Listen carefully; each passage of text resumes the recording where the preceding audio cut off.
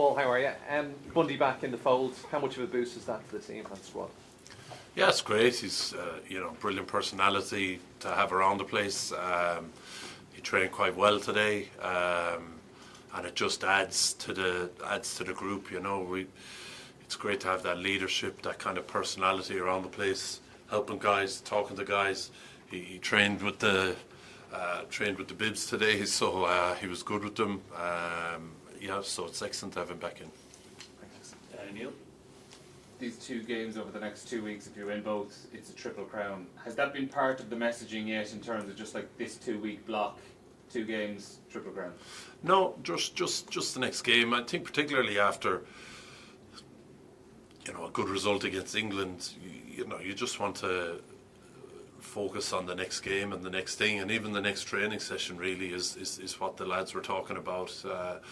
We just trained there, and that was the main focus, so it was a big D-Day for us. So it's only about getting better from the last performance. Even though it was a good result, there's plenty of things we have to improve on, and that's been the sole focus. We haven't discussed trophies or silverware or anything like that. And we might, I think, we always come into a campaign trying to win it, and we don't shy away from it. And I'm sure Andy has a meeting tomorrow, he might mention it, I don't know. But really the focus for us as coaches and players has just been about getting set for the Welsh game. Susanna? Yeah, sorry. The break, the fallow week, do you feel that came at a good time? Or would you have liked to almost continue that momentum from the win in England? It is what it is. It is what it is. 3 weeks in a row is quite tough on the players. Physically, it's quite tough, but also mentally, it's quite tough. They're all big weeks. They're not. They're international weeks. There's a lot of media surrounding the games. The players, obviously, it's important. The game is big for them. We obviously had a tough day against France, and there's a bit of mental tiredness comes from that. So look, I was glad of it anyway. And we trained really well last week. Those fallow weeks, sometimes you're trying to strike the right note. You're reviewing a game, but you don't have a game that weekend. You want to allow the players.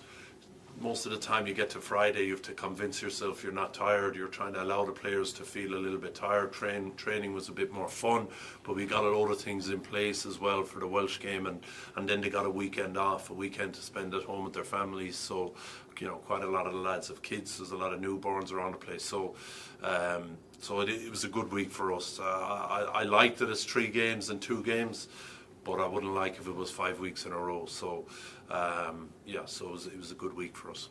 Thanks. Luke? Hi, Paul. Can I just ask you about James Lowe? Obviously, he's a loss away from the pitch, but is he a loss, when he's not in the change room, like ruled out for injury like this? He's a big character to lose in the group. Yeah, for sure. Yeah, he's great fun. He's great fun around the place. Big personality. So he is a loss around the place. I suppose Bundy's kind of replaced him, and we've had Robbie in as well training this week, so it's been great to have the 2 of them in. But it is what it is. It just gives an opportunity for someone else now to step up, and it's part and parcel of the game. So it's unfortunate for him. I'd love to have seen him in the last few weeks, but as I said, it's part and parcel of the game. Ruth? Hello, Paul. I'm just thinking back to the England game, and we see how important it was for the players' confidence, but how important was it for you all as coaches? We saw you all celebrating a lot. How important was it just for you guys as well? Because when things aren't going well, you come under pressure, and is it important for the coaching staff just as much as it is the players? Yeah, it's important for I suppose you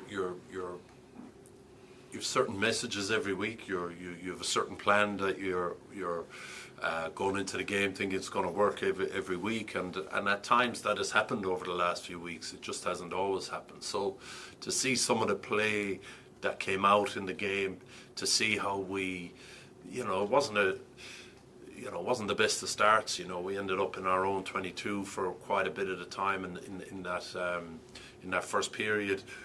They kicked dead twice, but we defended really well a few times, where a lot of the things we knew were going to happen, England are very good at getting into the opposition 22. It's about trying to win those moments and trying to stop them from scoring, whether you create a turnover on the floor or with your defensive pressure and you make them knock on or whatever it is. So to see that happening was great. And then on the other side of the ball in attack also, to see some of the bits that you're working on in the training ground come to fruition was great as well.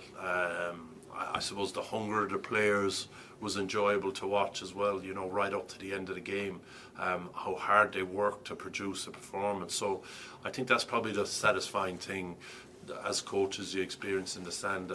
Like, for sure there's probably always pressure, but I'd say it's something Andy is quite good at handling with the coaches. You know, when we lose, he's good at taking the pressure off that way, but it's more you want to see the players getting rewards for how they're training and how they're preparing and what we're asking of them, and that's probably the most enjoyable bit for us. Just the last question in the live section was with Tom, please. Hi Paul.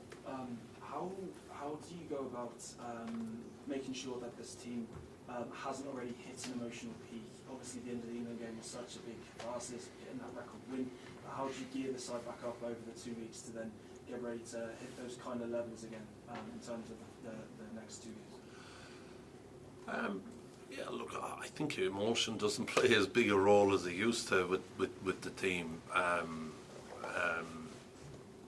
It's I would say the icing on the cake now. It's not the whole cake, and it's something. You know, it can look different at times. Sometimes things go your way with referee calls or mistakes the opposition might make, and it looks like you've gotten the emotion right because the game is going your way. I think it's something that the players are generally very good at in terms of how they prepare to play for Ireland. You know, we want them to be emotional, but we want them to be calm as well, and they manage that really well. So. I think the week off was good for us. Probably came at a good time. 3 weeks in after a win, it gives you a chance to reflect as you head into the next game. So I think with the group we that'll play this weekend, I think they will be very hungry to produce a similar and better performance.